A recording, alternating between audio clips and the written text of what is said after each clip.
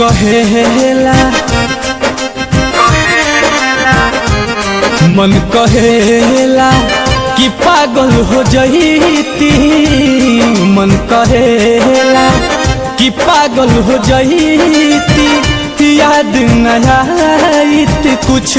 मन कहेला कि पागल हो जईती, याद न आईत कुछ।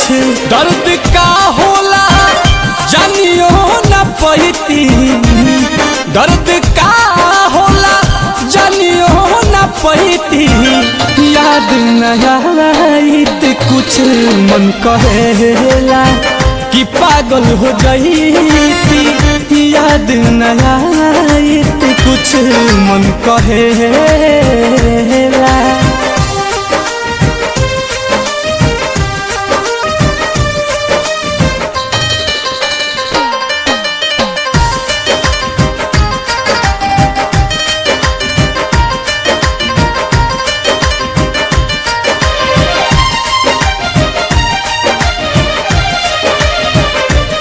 चाहे ठोकर मरते चाहे ताला, जुर्म के तनो करते जमाना।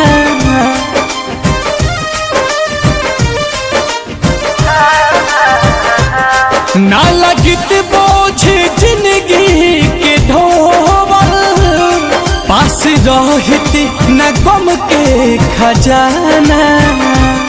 कौनो बतिया पर कौनो बतिया पर नहीं पछतैती, कौनो बतिया पर नहीं पछतैती, याद न आईत कुछ। मन कहेला कि पागल हो जईती, याद न आईत कुछ। मन कहेला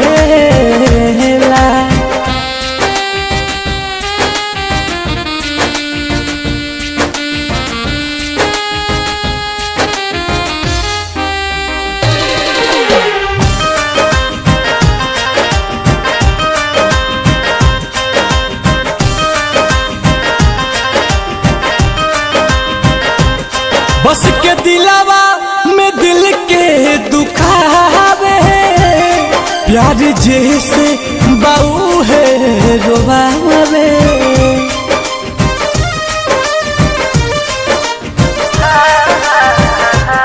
आस टूटे तब नहीं कुंदन, बिना उनके न कुछ मन के भावे। नील कमल ना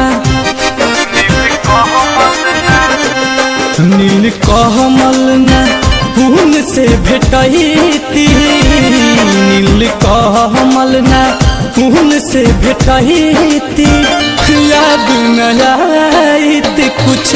मन कहेला कि पागल हो जईती, याद न आईत कुछ।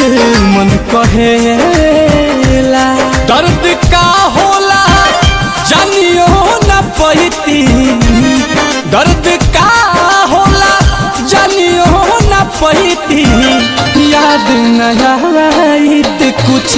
मन कहेला कि पागल हो जईती, याद न आईत कुछ। मन कहेला